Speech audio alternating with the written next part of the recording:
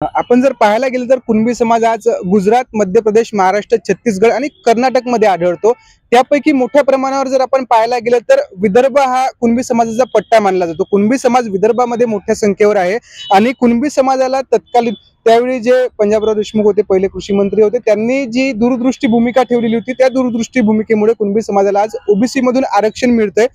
नेमकं त्याच विषयावर बोलण्यासाठी माझ्यासोबत सर काय सांगाल, नेमकी ती जी भूमिका होती भाऊसाहेबांची, तर त्या भूमिकेमुळे मराठा समाजाला, कुणबी समाजाला फायदा कसा झाला? ज्यावेळेस भाऊसाहेबांच्या असं लक्षात आलं की ओबीसी मध्ये कुणबी समाज आहे आणि त्यांनी आपल्या सगळ्या मराठ्यांना सांगायला सुरुवात केली की बा तुमचं मराठा सर्टिफिकेट जे आहे ते मुळात तुम्ही सगळेच कुणबी आहात. कुणबी म्हणजे साधा शेती करणारा व्यक्ती. तर हे सगळ्यांनी आपली कुणबी करून घ्यावं, म्हणजे आपल्याला पुढच्या पिढ्यांसाठी याचा फायदा होईल. त्यांचा विदर्भामध्ये सगळ्यांनी फॉलोअप केलं, विदर्भामध्ये सगळ्यांनी ऐकलं. काही 2-4% लोक असतील ते नंतर राहिले, पण त्यांनीही नंतर करून घेतलं. पण त्यांना असं वाटलं की हा फक्त विदर्भापुरता नाही, हा सगळा महाराष्ट्रापुरता प्रश्न आहे. म्हणून ते मराठवाड्यामध्ये जेव्हा गेले, म्हणजे परळी भागामध्ये गेले, ह्या परिवजनात वगैरे भागामध्ये, या बीड जिल्ह्यामध्ये गेले, तर त्यावेळेस त्या सगळ्यांनी सांगितलं तिथल्या लोकांना की बा तुम्ही कुणबी करून घ्या आणि याचा फायदा आपल्या पुढच्या पिढ्यांना होणार आहे. परंतु जे काही सोकॉल्ड हे होते जमीनदार, त्या लोकांना वाटलं का तुम्ही आम्हाला काय ओबीसी मध्ये टाकता, काय आम्हाला काय खाली जमाता, आम्ही 96 कोटी मराठी आहोत. त्याच्यामुळे त्या लोकांनी त्यावेळेस केलं नाही तर आज हा जो प्रश्न निर्माण झालेला, हा प्रश्न निर्माण झाला नसता.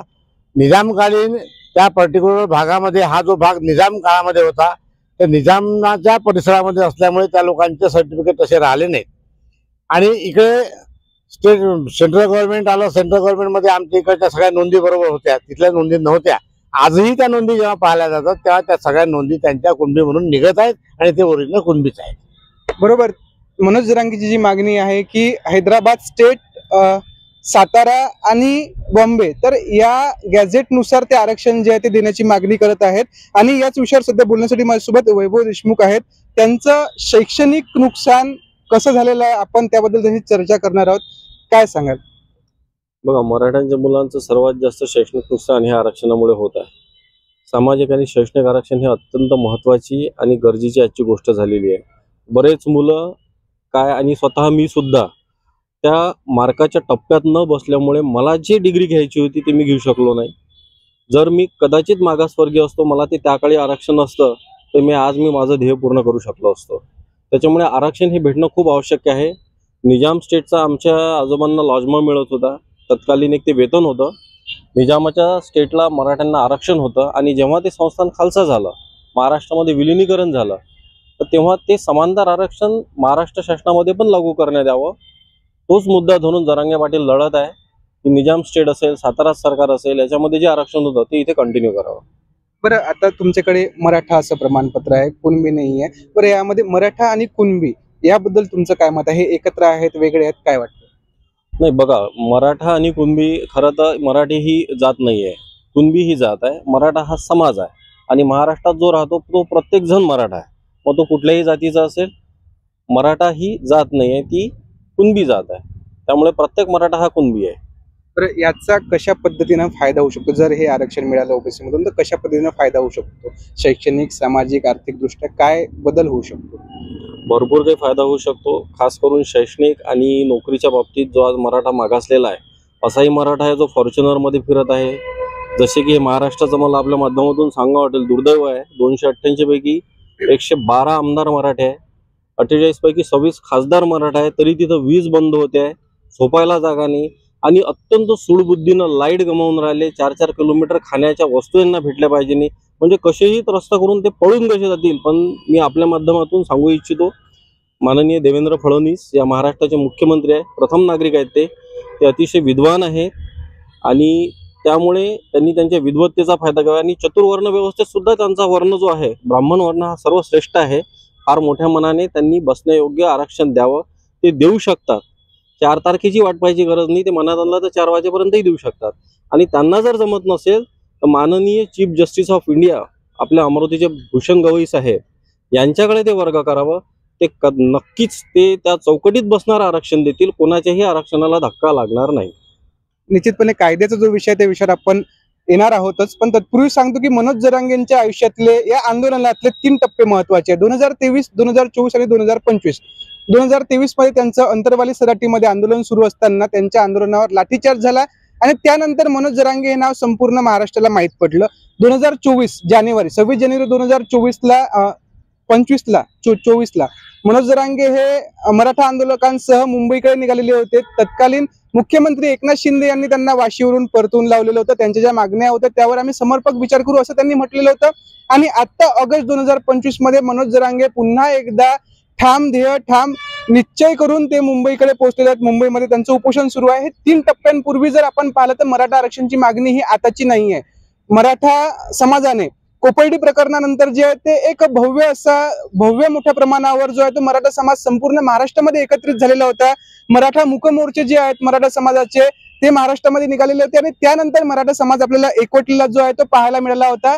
आणि याच विषयावर सध्या बोलण्यासाठी माझ्यासोबत प्रदीप भाऊ राऊत आहेत. भाऊ, मोठ्या प्रमाणावर जो आहे तो मराठा समाजाने मोर्चा काढलेला होता. त्यानंतर नेमकं काय घडलं? त्यावेळी मराठा क्रांती मोर्चाच्या नेमक्या मागण्या काय होत्या? मागण्या ज्या काही ते सर्वश्रुत मागण्या आहेत, त्यात काही वेगळ्या मागण्या नाही, ते दररोज आपण ऐकतोय. परंतु महत्त्वाची आहे सरकारची नियत. हे जे काही सध्या महाराष्ट्रात जे सरकार आहे त्या सरकारची नियतच नाही आहे. यांना फक्त या जातींमध्ये म्हणजे ओबीसी असेल मराठाचा वाद लावून मतं मिळवायची आहे. साधं गणित आहे त्यांचं. ओबीसी मराठ्यात वाद निर्माण करायचा आणि ओबीसींना मराठ्याविरुद्ध एक रोष तयार करायचा आणि जेव्हा तिकीटं द्यायची ते मराठ्यांना द्यायचे आणि ओबीसीची मतं आणि मराठ्यांची मतं असं करून आपली राजकीय पोळू शिकायची. हा सरळ त्यांचा अजेंडा आहे. अतिशय विद्वान मुख्यमंत्री आहे, अतिशय धूर्त आहे. त्यामुळं आणि यांच्याकडून काय अपेक्षा राहणार आहे? मागे त्यांनी तुम्ही दिलं होतं नाही तुमच्या काळात असताना आरक्षण, मराठा आरक्षण, त्याचं काय झालं? धनगरांना खेळायचं एकीकडे. कॅबिनेट बैठक सरकार आल्यानंतर बैठकीच्या पहिल्या बैठकीत धनगर आरक्षण देऊ हे कबूल केलं होतं तुम्ही 10 वर्ष आधी.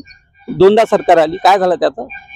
ओबीसीच्या एका महामंडळाची नियुक्ती नाही आहे. मराठा असो ओबीसी असो, एका महामंडळाजवळ 4 त्यांच्या खात्यात नाही आणि तुम्ही काय आरक्षण द्यायच्या याच्या गोष्टी कोणाला हे देऊ शकत नाही. यांची नियत नाही. आणि राहिला प्रश्न मराठा ओबीसीचा, हे सगळं एकच आहे. मराठा ओबीसी काय वेगळा आहे? अरे जरा जे विरोधात जात आहे त्यांनी जरा इतिहास वाचा. महात्मा फुल्यांनी सांगितलं आहे त्यावेळेस की मराठा हा ओबीसीच आहे, हे त्यांनी सांगितलं आहे. तुम्ही कशाला उगाच त्याच्या विरोधात हे बोलता? तर एकूणच काय झालेलं आहे की जो मराठा मोर्चा होता, मराठा मोर्चामध्ये ज्या मागण्या होत्या त्या मागण्यांबद्दल काय सांगाल? त्यावेळी नेमकं काय घडलं होतं? त्यामध्ये ज्या मागण्या होत्या, त्या मूकमोर्चा जो होता त्यामध्ये ती जी कोपर्डीची जी आमची भगिनी होती तिच्या झालेल्या अत्याचाराच्या लोकांना दंड देणे एक पहिली मागणी होती. दुसरी मागणी होती की मराठ्यांना आरक्षण. मराठ्यांना आरक्षण म्हणजे मराठा ही मग आता त्यांनी सांगितलं देशमुख साहेबांनी की मराठा हे काही जात नाही. मराठा हे त्यावेळेस एक असं म्हणू तुम्ही की एक पदवीसारखं होतंय. कारण मराठा जर ही जात असती तर ती आमच्या भारताचं जे राष्ट्रगीत आहे त्या राष्ट्रगीतामध्ये मराठा ही जात नसती आली. पंजाब सिंध गुजरात मराठा ही मग तुम्ही जात म्हणून घेतली आहे का? मराठा हे जे वर्तमानपत्र होतं हे तुम्ही प्रक्रिया काही जात म्हणून घेतली होती का? मराठा ही जात नाही आहे. जात ही कुणबीच आहे. कुणबी प्रत्येक जो शेतकरी आहे तो शेतकरी कुणबी आहे. तो या भागातला असेल, त्या भागातला असेल, या राज्यातला असेल, दुसऱ्या कुठल्याही राज्यातला असेल. त्याच्यामुळे यांना आरक्षण द्यावं.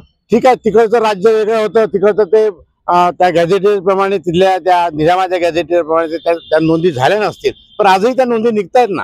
हे काही कोणी काही खोट्या नोंदी सुद्धा काढल्या जातात. मग आज मी जर इथे कुणबी असेल तर माझी आत्या किंवा माझा एखादा मामा आहे तो मराठा आहे. मग आम्ही एका जातीचे नाही काय आंतरजातीय विवाह केलाय का? मग आंतरजातीय विवाहाचे तरी फायदे द्या मग आम्हाला. असं नाही आहे. हे विनाकारण फायदे हे दाखवण्याचा प्रयत्न केला जात आहे. आजही माझे कितीतरी माझे नातेवाईक आहेत जे मराठा म्हणून लिहित आहेत. आज काय झालेलं की मराठा समाजाची आरक्षणाची मागणी आहे, या विरोधात ओबीसी समाज, ओबीसी चळवळ सुद्धा आक्रमक झालेली आहे. आज नागपूरमध्ये त्यांनी जे ते साखळी उपोषणाला सुरुवात केलेली आहे. कुठेतरी हा वाद लावण्यात आला असं वाटतं? हा वाद तर लावण्यातच आलेला आहे. मूळतः जेव्हा SC ST आणि ओबीसी यांना जे आरक्षण दिलं गेलं मंडळ आयोगाच्या वेळेस, ज्या ओबीसीसाठी जे आरक्षण दिलं गेलं त्यामध्ये या सगळ्या जाती होत्या. आज त्याचं बायफर्गेशन, त्याचा अभ्यास करण्याकरता तुम्ही एक गायकवाड तरी आयोग नेमलेले आहेत. आता गायकवाड आयोग नेमला होता. गायकवाड आयोगाचे ते सगळे फाइंडिंग्स आलेले आहेत. त्यामुळे त्यांनी म्हटलंय. आणि कुणबी काय हो, आज अशी परिस्थिती आहे की तुम्ही जेव्हा लोक म्हणता की म्हणा हे श्रीमंत आहे, त्यांच्याकडे भरपूर पैसा आहे, आजही 80% समाज हा अत्यंत दारिद्र्याचा आहे, गरिबीचा आहे. शेतीचे तुकडे तुकडे झालेले आहेत, शिक्षणासाठी प्रॉब्लेम आहे, शिक्षण झाल्यानंतर कुठेतरी नोकरीसाठी प्रॉब्लेम आहे, तेव्हा हे सगळे प्रॉब्लेम्स एकत्र आलेले आहे. आणि आर्थिक निकषावरची जी तुम्ही गोष्ट केली, आरक्षण आणि आर्थिक बाब ह्या दोन गोष्टी टोटली वेगळ्या आहेत. संविधानाप्रमाणे आरक्षण हे त्यांनाच मिळते जे डाऊन टोटिंग आहेत, म्हणजे ज्यांच्या जातीनुसार हे दबलेले आहेत त्यांना मिळते. ते त्यांचे नाते, त्यांचं आसपासचं वातावरण, त्याचे काही निकष आहेत. गरिबी हे निकष नाही आहे. आज उद्या एखादा श्रीमंत माणूस उद्या गरीब होईल, उद्या तुम्ही आरक्षण द्याल, तो श्रीमंत गरीब तर पुन्हा श्रीमंत होईल, मग तुम्ही आरक्षण काढून घ्याल, असं होत नाही. कायदेशीर बाबी नेमक्या काय असतील या विषयावर बोलण्यासाठी माझ्यासोबत ॲडव्होकेट धनंजय तोटे सर आहेत. सर, काय सांगाल नेमकं कायदेशीररित्या या आरक्षणाकडे तुम्ही कसं पाहता, या आंदोलनाच्या मागणीकडे कसं पाहता? मराठा आरक्षण ही नव्याने आलेली मागणी नाही आहे. अनेक वर्षापासून ही मागणी धुळखात पडलेली होती. या मागणीकडे कोणी लक्ष देत नव्हतं. मुळात या मागणीचा जो उगम आहे तो कृषक समाजाच्या माध्यमातून झालेला आहे. कारण कुणबी या प्रवर्गामध्ये, कुणबी या ओबीसी मधील प्रवर्गामध्ये मराठा समाजातील, विदर्भातील जे लोक आले, आपण भाऊसाहेबांच्या पुतळ्याच्या खाली इथे उभे आहोत. संविधान सभेचे सदस्य भाऊसाहेब होते, तेव्हा डॉक्टर बाबासाहेब आंबेडकरांकडे त्यांनी प्रस्ताव देऊन कुणबी यामध्ये सर्व शेतकरी बांधवांना समाविष्ट करा आणि त्यात जे पाटील मराठा आपल्या आहेत त्या सर्वांना त्यामध्ये समाविष्ट करा अशी मागणी केली होती आणि ती मागणी बाबासाहेबांनी मान्य केली. त्यानंतर मंडल आयोगाच्या माध्यमातून जो अहवाल केंद्र सरकारकडे आला त्यामध्ये 3700 पेक्षा अधिक जाती या कुणबी म्हणजे ओबीसी मध्ये मोडतात असा अहवाल केंद्र सरकारकडे आला आणि अजूनही त्या सर्व जाती ओबीसी मध्ये समाविष्ट झालेल्या नाहीत, ही वस्तुस्थिती आहे. त्यामुळं मराठा आरक्षण हे कुणबी मधल्या इतर प्रवर्गामध्ये जोडून त्यांना ओबीसीचं आरक्षण देता येऊ शकते. कायदेशीर तसं काही बंधन नाही आहे. परंतु इंदिरा चव्हाणीच्या न्यायनिवाड्याच्या अनुषंगाने जे आम्हाला भीती घातली जाते की 50% वर आरक्षण जाऊ शकत नाही. तामिळनाडू असेल, आणखी 2-3 राज्य आपल्याकडे आहे की ज्यांनी या आरक्षणाची मर्यादा ओलांडलेली आहे आणि त्याला तत्वतः मान्यता सर्वोच्च न्यायालयाने दिलेली आहे. सर्वोच्च न्यायालयाच्या संवैधानिक पीठासमोर जर महाराष्ट्र शासन गेलं तर महाराष्ट्र शासनाची 50% आरक्षणाच्या वर मर्यादा ओलांडण्याची मागणी सर्वोच्च न्यायालय तत्वतः मान्य करू शकते. कारण भारतीय संविधानाचा मुळात गाभा स्वातंत्र्य, समता आणि बंधुतेवर आधारित आहे. समता आणि बंधुता जर प्रस्थापित करायची आहे तर आर्थिक दुर्बल घटक असतील, समाजातील उपेक्षित घटक असतील, ज्यामध्ये आर्थिक निकषामुळे ज्या मराठ्यांना आरक्षणाची मागणी करण्याची गरज भासत आहे आणि जी वस्तुस्थिती आहे ती जर प्रत्यक्षात आम्हाला आणायची असेल तर सर्वोच्च न्यायालय निश्चितच ही मागणी मान्य करेल. त्यामुळे कायदेशीर याला बंधन नाही, परंतु राजकीय दृष्टिकोन बाजूला ठेवून समाजाचं व्यापक हित समोर ठेवून शासनाने यामध्ये राज्यकर्त्यांनी आताच्या विचार करण्याची गरज आहे आणि राज्यकर्त्यांना माझी नम्र विनंती आहे की सर्वोच्च न्यायालयाकडे जावं आणि 50% मर्यादा वाढवून घ्यावी आणि कायदेशीर आरक्षण सर्वच वंचित आणि उपेक्षित घटकांना मिळावं, ही भूमिका, व्यापक भूमिका शासनाने घ्यावी, एवढं मी नमूद करतो.